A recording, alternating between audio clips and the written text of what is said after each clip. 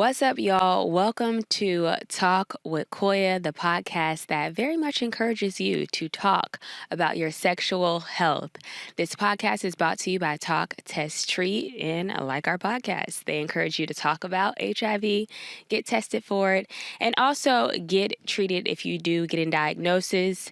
If you need to find a testing location near you, talktesttreatcfl.com to find a testing location near you. Today, I am joined by someone I'm really excited. This is the very first episode of Talk, and I am joined by someone I consider a superhero. I think when you're younger, we think of superheroes as this creature that's methodical in a way. But for me, I'm learning that superhero has a different definition. And I'm joined by a superhero live in the flesh, my girl Sharonda. How are you? I am good. Thank you for having me. Thank you for being here, girl. Man, I mean, we met recently. So we met recently at the conference, National Conference for what are the letters? USHCA, I think, or you something like USCHA. There we go. So I met you at USCHA this year. My first time going. Mine's too. Oh, was it? I didn't know that. Mine's too. Okay, so I didn't know it was your first time going. It was my first time going. First of all, I was overwhelmed because there was so much happening. So many people. So many people, so many things happening in a great way. And I remember meeting you specifically because you are the chairperson of Sisters Organizing to Survive in Jacksonville. Yes. And if you guys don't know, I am the chairperson of Sisters Organizing to Survive here in Orlando. Yes. So I thought that was like a cool little special moment. But I did notice something about your energy, and I told you this on the phone. I think a lot of times as Black women, we have to show up in spaces with a coat of armor. So I'm used to meeting other women that present themselves as, and I hate using the word strong, but for the sake of conversation, I'll use the word strong. And there was just like this radiating energy of strongness that came with you. And so it was a quick hello, how are you? You know, we talked a little and then we kind of moved on. And then we went to do our presentation at the conference, and you were one of the first people to raise your hand and speak. And you then said that you were HIV positive, and I was like, that's what it is. That's what's radiating off of you. That's what gives you this strength in a different way to show up in a different way to say, I'm stronger for just more than me, is what I was reading. So, yes, I just want you to tell a little bit about who you are, what you do, and a snippet of your story before we actually get into the story. Thank you. Of course, I'm Sharonda Lynn. I was born and raised in Dallas, Texas. Now I stay in Jacksonville, Florida. Of course, I've been positive for 24 years. And when I became positive, at that time it was... it was a horrible time. So I've had children. I am a playwright, a nonprofit CEO, just trying to get the information out to our community on how important it is to know your status. And even if you are positive, that you can still live an unapologetically lifestyle after the diagnosis. And also to help our women that are not positive to stay negative. So I'm just here trying to do what I can to help the community. Yes. So you have been positive now for how many years? 24 years. 24 years. And at the age of 19, that's when your life started to change. Yeah. That's when you got your diagnosis. Can you talk to us, just walk us through what kind of went on during that time? If you want to walk us through the night that you may have contracted the virus, if you want to walk us through what it was like getting the diagnosis, just tell us about that. Well, of course, at the age of 19 with a 1-year-old daughter, trying to finish high school because I was actually graduating a year later because I had my daughter. And, just a typical 19-year-old and with a daughter and trying to make sure that I do what I need to do and make sure I set a good example for my daughter. Typical day at school, go to school. but I had been sick for a while, so I was coughing and different things like that. But I didn't think none of it. Texas weather, is kind of bipolar. Much like Florida. Yes, so you can get winter in the morning and then summer by Yeah. noon. So I'm thinking, okay, well, fine. I just go get some cough medicine. But I had this lesion on my throat that I did not know it was a lesion for 3 months. And of course, I was a singer, so I couldn't really sing because this lesion, what I thought was maybe, just having a bad sore throat. That was $0.50. That's how big it was in size. Wow. Of course, I'm still thinking, hey, I'm good. I just have a sore throat, drink some tea, get some herbs that, mom and them tell us about, and go on with my life. Well, this particular time, it was a blood bank bus and parked in our parking lot at the school.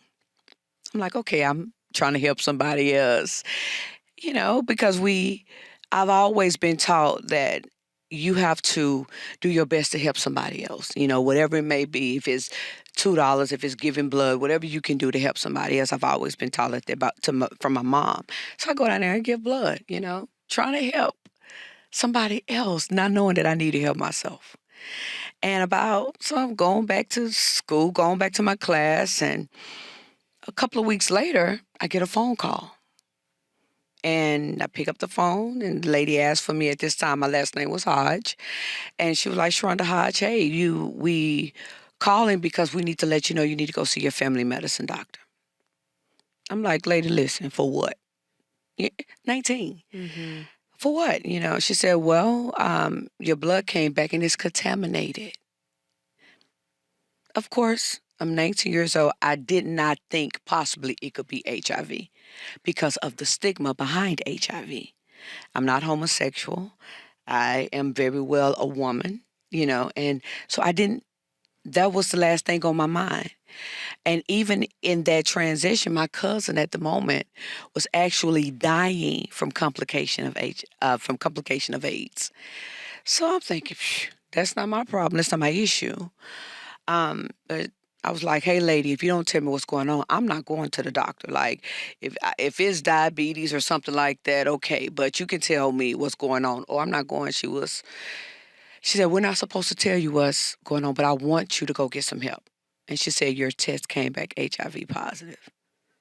I was like, lady, you lying to me. Like, really, how could that be? Right. I'm 19. All the stigma that pointed to people getting HIV or was becoming HIV positive wasn't geared toward me. And so I'm like, okay, here we go. So all these thoughts, Koiya, going through my mind, and me just trying to process what this lady just told me, on top of seeing that my cousin was dying due to complication of AIDS. And when I say dying, he went from being this handsome young man from 20/20 vision and exercises to being in a wheelchair. Wow. Taking 36 pills a day. Wow.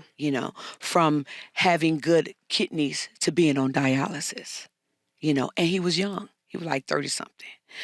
And I'm like, oh, so this is what I need. This is what I'm looking forward to do. My life is going to be like this. Not understanding anything about HIV, anything about AIDS, just not understanding it. Just seeing people dying due to the complication at that time, AIDS. So, of course, I'm looking at my daughter like, I'm going to die and leave my daughter in this world by herself. So trying to gather all of these thoughts and trying to figure out what I'm going to do with my life at the age of 19 and just live. So I'm like, okay. Well, in between this time, my cousin actually dies due to complication of AIDS. Wow. So I'm having to go to the health department. Of course, when you find out if you're HIV positive, the first place they want to send you to is the health department, okay? Which is, I understand that. And within me going to the health department, and 4 days after we buried my cousin through the complication of AIDS, they told me it was true I had HIV. So, but this is the thing that I will recommend all our black men and women to understand. We need to take care of each other. So the man that I knew for years, we went to church together, we all hung out together. He was HIV positive. And at this particular time, we were talking and different things like that, and we wore protection. Now this is the killer part. I didn't bring my supplies to the party. He had his supplies. Okay. So he goes into the restroom and he put on the condom. Okay, fine. We do what we have to do. And so when I went to the health department and I give the health department people his name, this nurse, a lady, she said, "Tell me your story." And I'm looking like, "You want to know how I had sex?" Like, Right. basically like, what? Yeah. She was Yeah. like, I'm like, "Lady, that's private." She was like, Yeah. "No, tell me your story. Like, what happened before you guys were intimate?" He went into the bathroom and she said, "Well, you say y'all wore protection." I said, "Yes." He came out with a condom on. And she said, "Oh my God." She said, "He is poking a hole in the condom and deliberately giving HIV to young women." I'm like, what? I'm trying to grasp and gather my thoughts on what this lady is saying. She said, "Yes, he's infected at that point. At that time, it was infected instead of impacted, but he's infected 4 to 5 other women beside you." So now I'm like, so I did what I was supposed to do. Even though I didn't bring my own supplies, I still protected myself. Sometimes I would, sometimes I wouldn't. But the day and time I protected myself, you mean to tell me you that horrible to place put a hole or place a hole in a condom to deliberately give me HIV? So I don't. I think my mind at that point just went to, I'm going to die. Mm. Like, he deliberately gave me this so I could die, knowing I had a 1-year-old daughter. So me trying to grasp my thoughts and, of course, trying to figure this thing out. I can't even remember Koiya getting into the car, putting my key in the ignition to drive my car. I can't even remember driving my car. And I just can't. I'm 43, so I can't even remember. It's so blurred to me how I even got home. But I knew at that time I had a cell phone, and I called my mom, even though we had the big cell phones at that time. The big block. Yeah. They was transforming into the small, but at this time, mine was pretty big. And I could remember talking to my mom. I called up like, "Hey, I got some bad news." Like, and I think she knew. She it's like mothers have this intuition that is crazy. And she was like, "Are you gonna die?" And she didn't even know what I was gonna tell her. It's just like first thing came out of her mouth was, "Oh my God, you're gonna die." I guess she heard the horror in my voice. She heard, I don't know, but she felt like, or she knew that I felt like I was going to die. So I'm like, "Oh my God, I want to talk about this right now." So I'm screaming and hollering, like, "This boy gave me HIV. He gave me AIDS." Like, and all I could hear was nothing on the other end of that phone. So I finally make it to the house. I'm telling you, I don't know how I got there. I don't even know how I was steering the steering wheel to even get home. And it was a 45-minute drive. And I'm thinking like, dude, this is the end of I'm 19. I am 19 getting ready to leave my daughter behind. So I'm finally get home and my mom is like, by this time I know my mom, she called my aunt because she had just lost her son. So she needed an outlet and she told my sisters. And by this time I get home, everybody knew. Like, shoot, it's a 45-minute drive. Like, let me grasp it first before you tell everybody. But when I talked to my mom after the fact, she said she needed to talk to somebody. Like, she was getting ready to lose her baby girl. I'm the baby girl of the family. And she pushed me away. And I'm thinking she pushed me away because at that point, you know, we didn't know, they were saying you can get HIV from sitting on the toilet, you can get HIV. So I didn't know if she was pushing me away because of the stigma of, her might getting HIV, or that she was pushing me away because she felt like I was going to die. After talking to her, she was getting her heart prepared to bury her daughter. So that went on for a while. So as I'm like, okay, well, I don't want to go through the same thing my cousin went through, losing my eyesight, going to losing my, the kidneys function, my function of my kidneys. So I'm just going to take my life. I'd rather take my life than to go through that agony that I seen my cousin go through. Right. I mean, at the age of 19, you're 19. experiencing all of this. I would say for me personally, at the age of 19, just experiencing having a child is a lot for most people, right? Because let's be honest, we're still a child at 19. Yes. So that in itself is already a lot to grasp. You're in high school. Then you telling your mom just seeing this happen to your cousin, her immediate thought, because unfortunately this is just what she saw, her immediate thought was, oh my gosh, that's my baby girl next. So she immediately went into this mode of pushing you away. And then I know you also experienced your sisters, unfortunately. I saw this meme, and it resonated with me for sure for other reasons. But I saw this meme that said, let me try to articulate it correctly. It said, for a lot of us, we grew up with our biggest bullies being in our household, so the things you say will never faze me. Mm-hmm. So I can imagine that hits for you in a completely different way as well. Yes. What are some of the things your own sisters would say that stuck with you, even to this day, probably? Yeah. Well, first of all, I felt like my sisters were supposed to protect me. I was the baby. I had my brother, because with my brother, I protected him because he's the baby of the family, but I'm the baby girl. So I felt like my sisters were supposed to protect me. Hey, it's going to be all right. It was the opposite. Oh, you're going to die. That's why you got AIDS. You're going to leave your daughter behind. You're going to have a bastard child, and, she's not going to know you. And I mean, just horrific things that you shouldn't get from your family. That's why, you got AIDS and you're going to die. And it was just, how can you say that? Yeah. You're supposed to love me. How can you say that? And if I could battle them and didn't, and I'm still here, the world don't have, you can't say anything to me to make me feel less than who I am. Yeah. Because I dealt with my sisters in my own home. Yeah. And they were mean. Yeah. And I'm looking at them like, oh,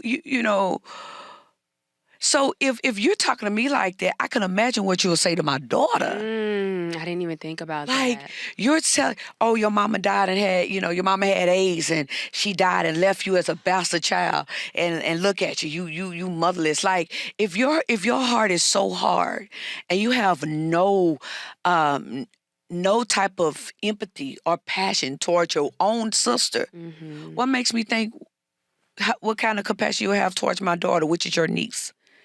They were horrible, man. Why do you think they were so tough like that? I think, well, they have always been like rough when it came to me, because they felt like my mom. They felt like I was my mom's favorite. Oh. And my mom would tell them all the time, Sharonda is not my favorite. She is too boisterous. I love that. So she would tell them, but they really felt like it was just I was more responsible than all my siblings. But I was not my mom's favorite. If my mom had a favorite, she told us it would be my middle sister, because my middle sister is quiet and passive and meek like my mom, and I'm boisterous like my dad. So, but I believe that was that was a tug of war in our family. My older sister was, she's seen a lot of stuff. So when it got to me, I didn't see a lot of things. I didn't have to do a lot of things. And I think that was a tug of war in our family, that my mom favored me more, but she didn't. I was just more mature. I was more responsible and mature at a younger age than my siblings were. So I think with that, there came hatred. And that's why I will always say, with women and mothers, we have to, as I become a mother, I have to let my children know that, like, my children think my baby boy is my favorite. No, he just know how to access his mother, but I try to make it to the point where they don't think that he's my favorite, because that builds up hatred. And I believe that's what happened in the household with me.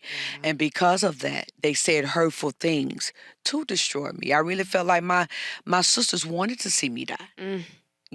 It was, they wanted to see me dead. Like, I don't know if it was, a light or whatever that, they couldn't understand or grasp when it came to, but I felt like at that moment, they wanted to see me die. They wanted to see me demolished at 19 years old. Wow.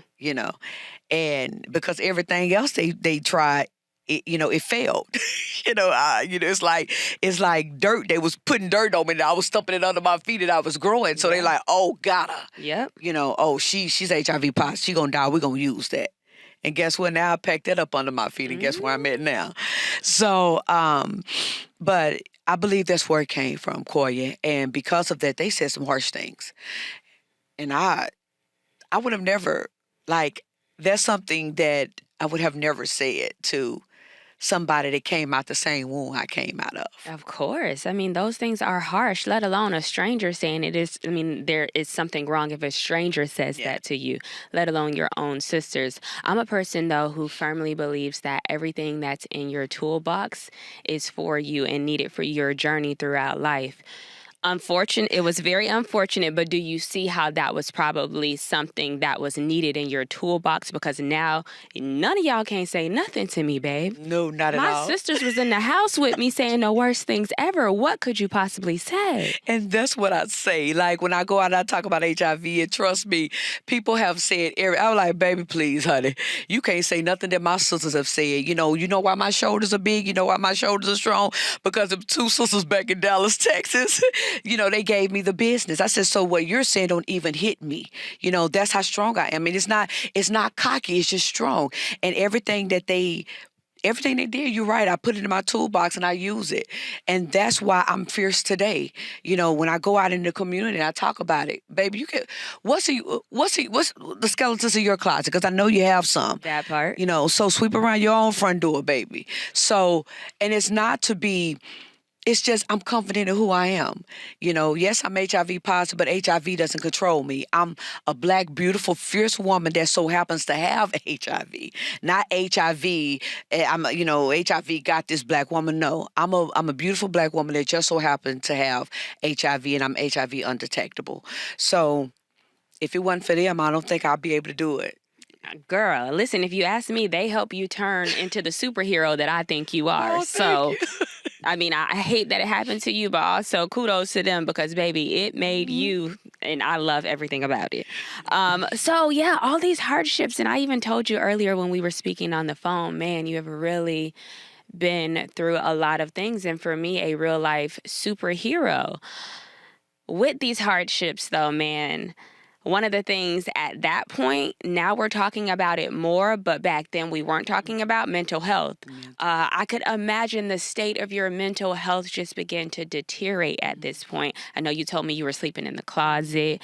You fell into a state of depression. You thought you were going to die, so your thought was, who's going to take care of your kid? Your mom is pushing you away. Your sisters are saying these horrible things. You just decide you're going to end it all, and you're going to take your baby with you. That's it. When you get to the point of deciding this and you thinking I'm just going to turn out in front of an 18-wheeler truck and end my life and my child's life, was this a spur of the moment thought? Did you plan this out? Did you see the truck and go, now is the time? Like, walk me through what that thought process was for you. Oh, Koiya, let's see. I don't know. I just got in the car. Me and my mom had an argument because I told her, I felt like that was my business to tell, and I wasn't ready. And I put my daughter in the car seat, and I can't even remember if I buckled her up. I just threw her in the car seat. And I was driving. I'm like, I'm going to die. And when I seen the 18-wheel, I'm like, this is the best time. Just me and my daughter, just take her with me. Because I didn't want to leave her in this cruel world with my cruel sisters, let's be honest. And I believe my mom would have did her best with her. Yeah. Shoot, my mom was tired. She raised 3 girls and a son. So you can only imagine what we got into. And so I was like, I got to take her with me.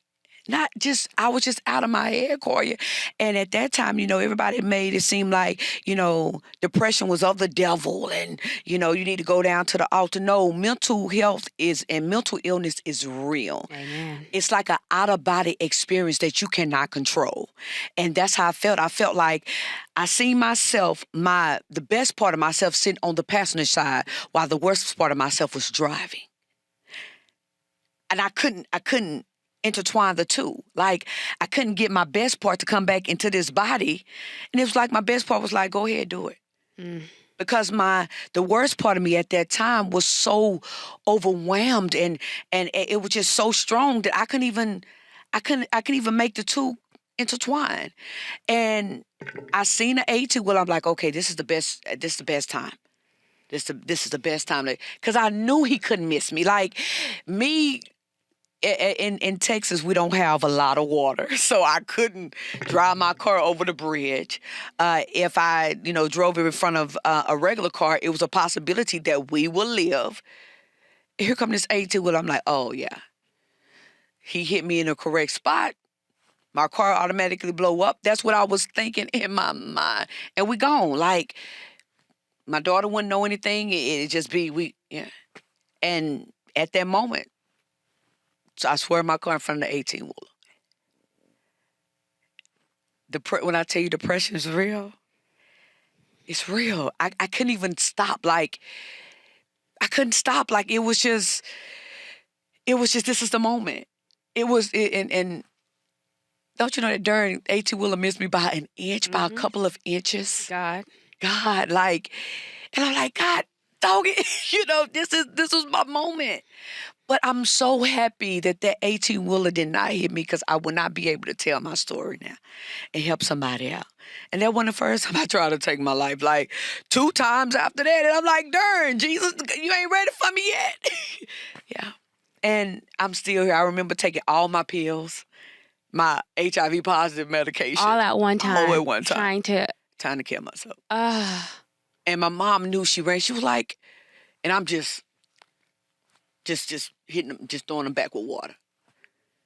Honey, that stuff came up so quick. And it's like, okay, so I'm depressed. I'm sleeping in my closet. I don't have the function of my own brain. And I remember telling my mom, was like, this is the devil. I'm like, Mom, I can't function. Like, I need some help. I remember she came in the closet. She was like, you need to check on your baby. I'm like, I can't function. Like, you're not understanding. I can't function. And we as parents, when we go through something, we take it out on our children. We beat them. We whoop them for no reason. And I just couldn't function. And I was taking my anger out on my daughter. She had nothing to do with this. And I tried to take my life the last time, and it just did not work. All the medication just started coming up like I'm like, shoot, it wouldn't even stay down. So I'm happy that it didn't, because I'm here today. And at that particular time, I'm like, listen, since I cannot kill myself, it's not working, because I don't care when you get an HIV diagnosis, man, you think your life is over. And especially how the commercials and how marketing is of, you might have wasting syndrome, or you go from being healthy to, I know I've seen this lady on what's that, Instagram. Why are you showing this when you're in diapers, and why you didn't go through the process first of healing yourself? Because this is another stigma that's attached to HIV. And then get on here, hey, you guys, this is my picture when I was going through, because I did not know I was HIV positive. But look at me now. They give people motivation to live. But when you're on here saying, I got wasting syndrome in a diaper, I'm looking, I'm in and out the hospital, got PCP pneumonia. we are not going to get tested because now you've scared people into not getting tested. And I went through all that and I was like, okay. I never got skinny. Thank God about that, But, and I've always, I guess, had a pretty face. I'm like, oh, God, if you mess up this face, I ain't never going out. I can be overweight, but this face is cute. I love it. So and it is. Thank you. And he didn't allow it. But at that moment, I was like, okay. So we had New Year's Eve service, of course, watch night. And my mom was like, okay, Sharonda, you can even fight the devil head on or you can allow him to kill you. And she just walked out the door like, dude, you're not understanding that I don't want to live with this. Like, she came in and she said, hey, you can, and she said it in a calm voice. And I think that gave her power or strength to face whatever my decision was going to be. She said, you can fight the devil head on, baby, or you can allow him to kill you. And she closed the door. And I'm looking at her like, have you lost your mind? This is not the devil. But she was saying it in a spiritual sense of allowing this to overtake me mentally, emotionally, physically, spiritually. And so I said, okay, Sharonda, listen. I say, I guess God don't want you right now. So figure it out. It ain't your time. It ain't my time. Especially I done tried 3 times for you. It's not my time. Yeah. So I said, okay, well, since I can't kill myself, he won't take me, I'm going to turn it around. Because my cousin didn't have nobody to talk to. He didn't have nobody. He was talking to me, talking about, I hate this, and I went from being this healthy person, having his own beauty and barbershop, to being on Social Security, and he didn't understand it. He didn't have nobody to talk to because not only that, he was bisexual, and at that time, so now you having to cover up your sexual preference because it was not allowed, then get HIV on top of that. He died with a broken heart. He have nobody. So I said, I tell you what, I'm going to turn my story around so that somebody can have somebody that looks like them to talk to. I love that so much because there was a lot of hardship you face. So you finally get to a point. So we're kind of getting through the darkness. You done attempted 3 times. God said no. I still need you down there for a reason.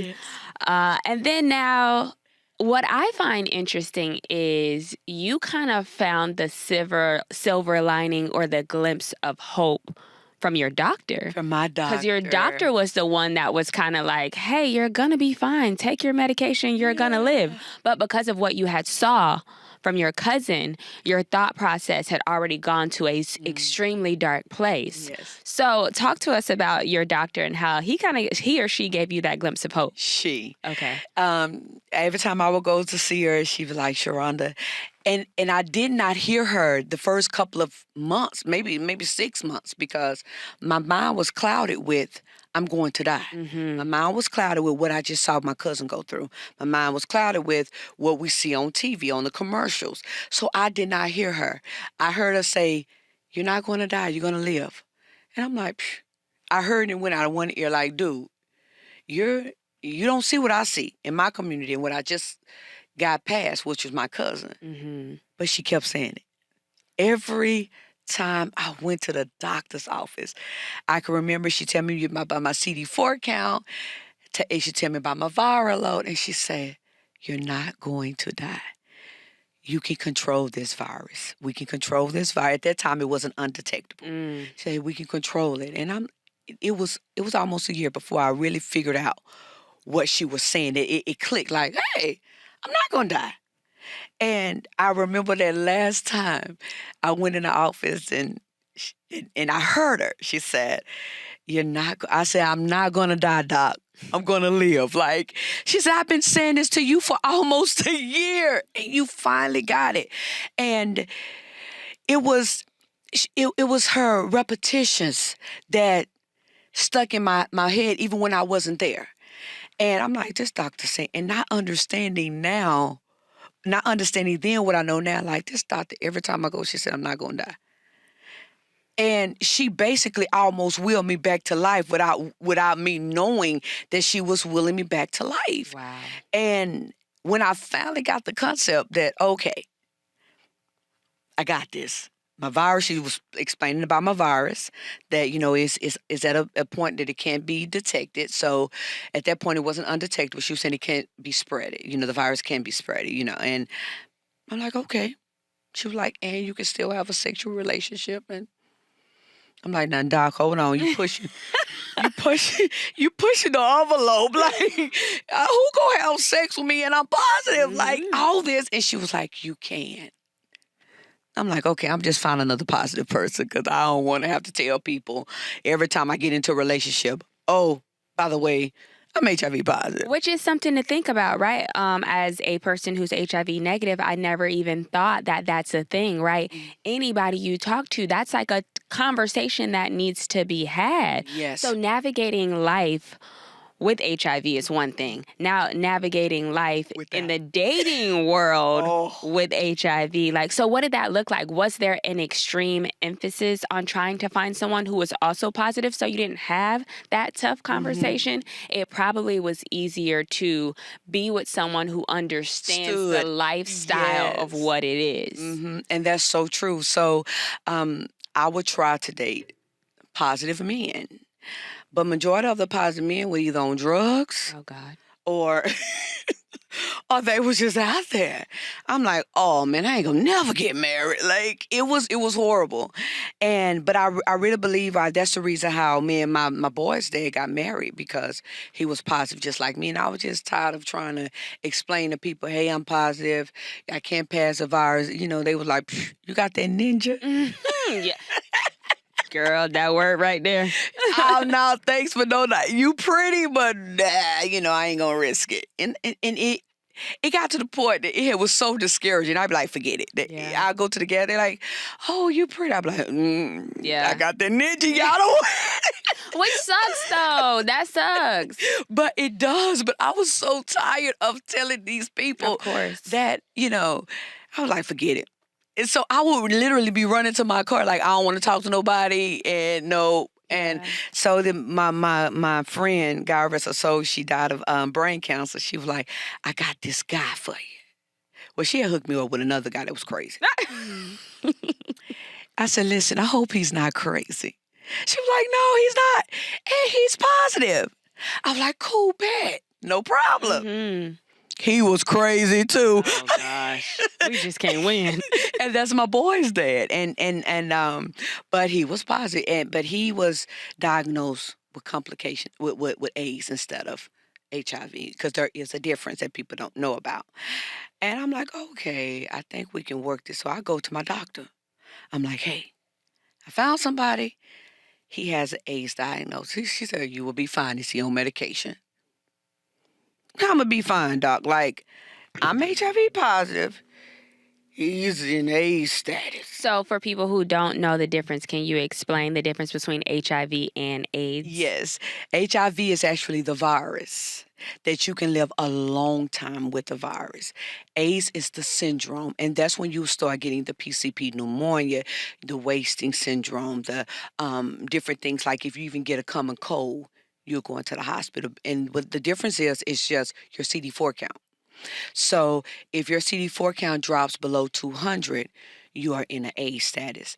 Not because your virus per se, but because of your CD4 count. When your CD4 count is low, which is your T cells that fights off any infection, it is very, very hard for you to fight off a common cold, the flu, God forbid if COVID was back then. It'll kill you instantly. So the difference is it's just a CD4 count. People don't even know you can still have an AIDS diagnosis and still be undetectable. A lot of people didn't, and I didn't know that. And so how you become undetectable is because of the virus, not the CD4 count. The CD4 count determines whether you are in HIV status or in AIDS status if you drop below 200. The virus, undetectable, is where the virus come in. So if you have a virus below, and this is for AIDS, if you have a diagnosis of AIDS or HIV, if the virus is still below 50, you can still be undetectable with the AIDS diagnosis, and that's the difference. Okay. So you have HIV. He has AIDS. You go to your doctor. I'm like, doc, I met somebody, but he got AIDS. And she was like, Sharonda. I was like, what? Like, he can reinfect me. And, so all this stuff I had to talk to her about because I can't talk to nobody else. And she's like, Sharonda, is he on his medication? I said, that's what he say. She said, okay. If he's on his medication, it's the virus. If the virus is below 50, I believe, then he can't pass it to you. I said, okay, doc. All right, we're gonna take this chance because I was tired of searching, I'm like, okay, we're gonna take this chance. I hope he don't reinfect me. It's just all type of stuff that was going through my head at that time. For sure. And we didn't have the amount of information that we have now at that time. So Right. of course. And just listen and just trying to believe that what my doctor said was true because we didn't have undetectable equals untransmittable. We didn't, all she was telling me is that the virus was at a low, count where it can't be detected. And I even asked her to explain it. What do you mean? She explained it where she'll say the virus is hiding. It's hiding in your body somewhere. So it's not floating around your bloodstream. Okay. So his virus is hiding. So I said his syndrome is hiding. But she tried to know it's a difference, but he still has the virus. So I tried it out. I'm like, oh, okay. I hope this dude don't reinfect me. But he didn't. At that time, it was reinfection. I know we're trying to use transmission and being impact, but at that time, so when I'm using infected, that was the term we used at that time. Yeah, so I'm like, oh, man. But he didn't. And he was undetectable with an AIDS diagnosis. Wow. And with that, we had 2 negative children. Wow. Okay, so let's talk about that. And I feel like this is going to be a extremely educational moment for our viewers and listeners. I'm sure a lot of the things we are talking about, the average person it's foreign to them. They don't know about U equals U. They probably didn't even know there was a difference between HIV and AIDS. Yes. But this is what our podcast is for. We're going to talk, have this uncomfortable conversation to educate y'all so that you do know. But this is very, very important for me and for the listeners. So you meet this guy, talk to your doctor. She says it's cool. You're convinced. You guys start a relationship. You get married. I get married. You get married, and then you make the decision to have a child. Yep. Tell us about it. Matter of fact, we got married so we met June 3rd. I'll never forget because my birthday's June 1st. Okay. We met June 3rd. Girl, we was married by June 9th. What? Wait, what? I was like, I'm tired of waiting. I am young. Hey, things is popping down there. Like, honestly, I was like, okay, I don't want to keep having to tell people before I have sex because, of course, if you transmit the virus, you can go to jail. And that's what we're trying to remove, too, because being undetectable, I cannot transmit this virus. Right. And, but we do have people that thinks like I did when I first got it, I'm positive I'm gonna die, so I'm gonna give it to everybody I can and just and it's not like that anymore. Yeah. And I had to change my mind concept and change the way I thought. And so now I want people to change the way you can live. However, so we got married June 9th. Girl, this dude, why he didn't tell me he had a drug problem? This too much. This is too much. What? I thought he was dead, girl. We got married June. I didn't see that boy until like 3 or 4 days later. I'm like, okay. So I got to weigh my options. Okay, now he's like me. He's positive. We can, and as women, what we'll try to do is we will try to change and save them. And try to, I can help him. No. This dude was 14 years older than me. I was 20. He was 34. Wow. So there's no changing at that age.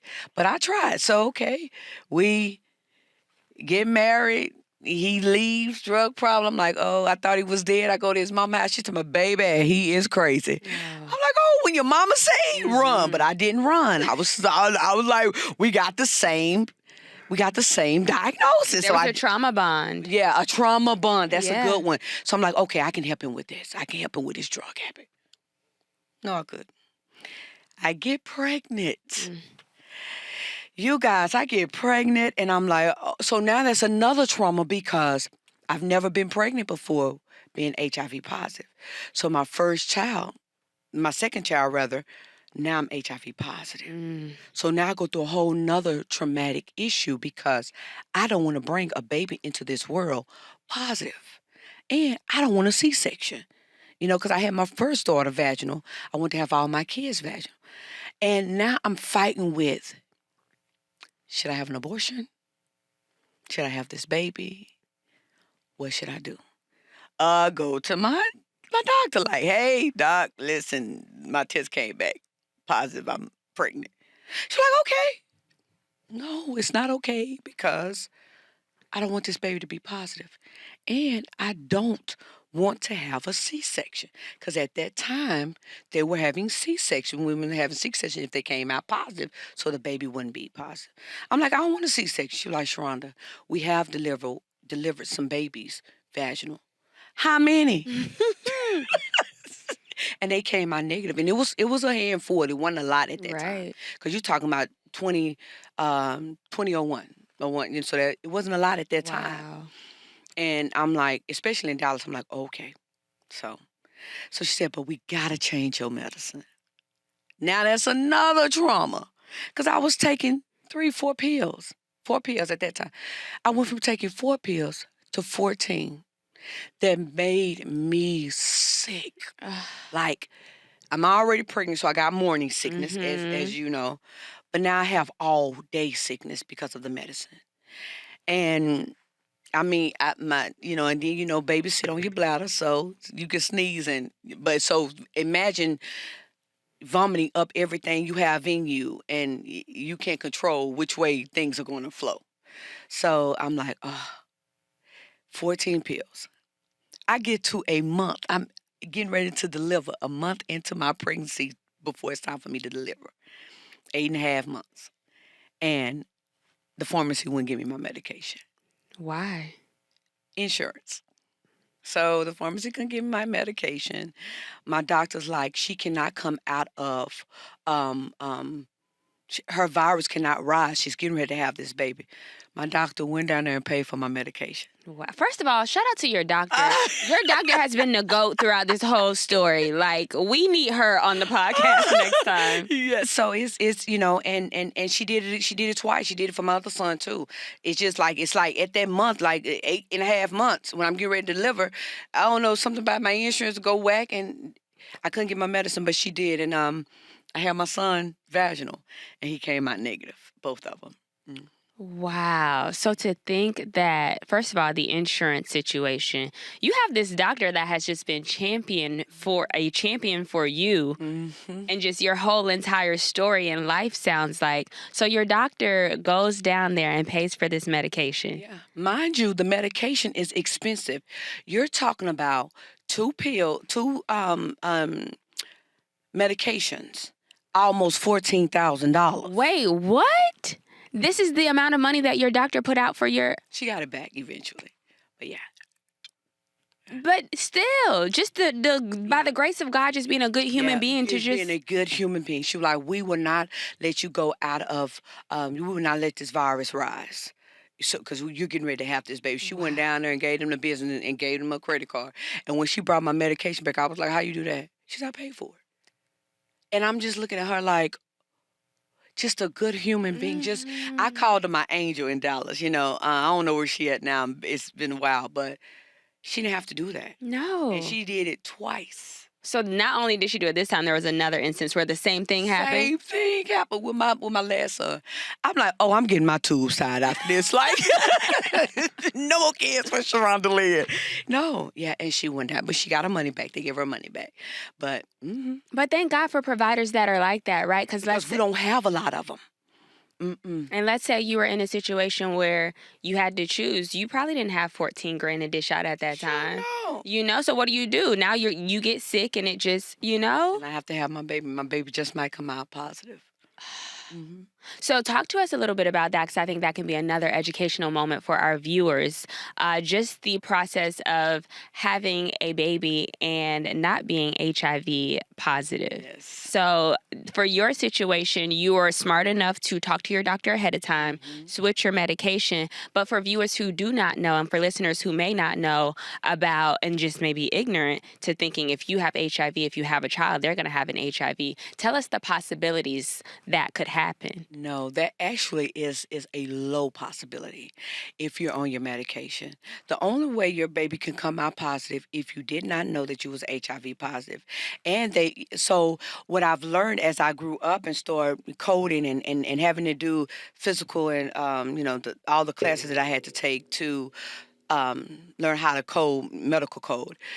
The baby is in the sac, so he's in the sac with all the embryo fluid and stuff like. The baby is actually protected, even though he's taking out your nutritions and from your umbilical cord. He is protected from HIV.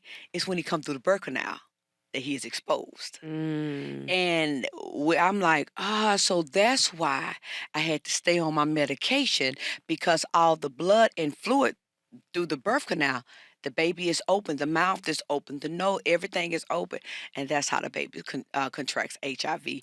He does not contract it, or she does not contract it while she's in the sac, and because the baby is protected. It's when she come or he comes through the birth canal when he's exposed. Wow. And I did not know that until, of course, I started going to anatomy and physiology class for coding. I'm like, that's why. Then it brought me back to why my doctor said, you have to take this medicine. Mhm.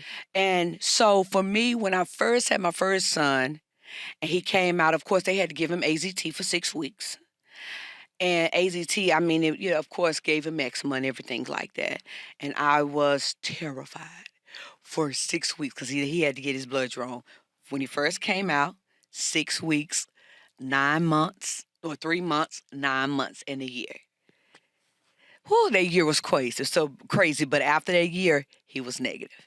But it's that's another trauma Yeah. added on to all the rest Yes, of the trauma. that's what I thought immediately, like another thing, like wow. And then you have to wait a year, it sounds like, before you hmm even know. So Before every day you don't even know if your child has it or not. and every 3 months, every like three. So my baby turned a month, when he turns 3 months, when he turns 6 months, when he turned 9 months, and then a year. Yeah. And I was so happy when that year came. And then because they take the baby. Well, they used to take the baby off of AZT after 6 weeks, Mm. but still, they still have to get tested. And the year came and he was negative. Boy, that was such a relief. But that was still trauma on top of trauma on top of trauma. That's why I say mental illness, depression.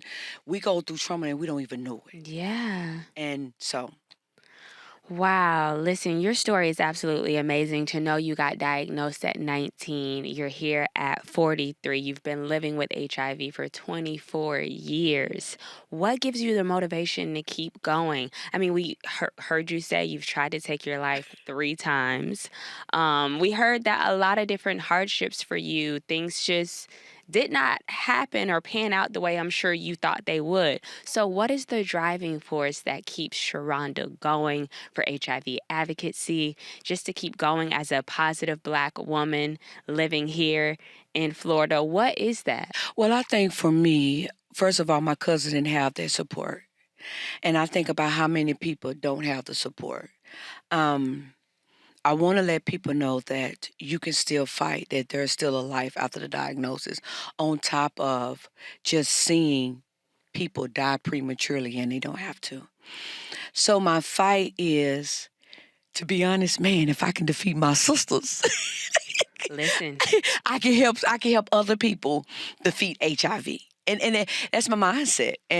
But now it's to the point that I have children that can be impacted with this. I have friends.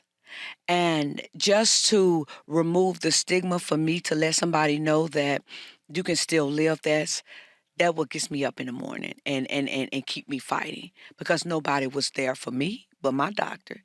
Nobody was there for my cousin at all. And we take HIV and it's so taboo in Black communities. We don't want to talk about it because of the stigma. Well, there's somebody that look just like you that don't look like what society has told you people with HIV look like. And I just want to break the stigma. I want to put a new face to HIV. Everybody that has HIV is not homosexual, is not on IV drugs. We're not sleeping around with multiple men. I'm not a sex worker. I work hard. I have a mortgage, not rent. My son goes to a private school. I work my butt off to be here. So nobody's not gonna. You're not gonna put me in a box saying this is my category because I'm a Black woman, or oh, she's sleeping around with a lot of men. No, baby, I can count how many men I step on one hand, and I'm 43. Okay, so that's not even but because of the stigma. It's kind of like I'm putting on my boxing glove and going into the ring with the stigma, and I'm like, hey, listen, I fought against my sister, so stigma, you're not going to win.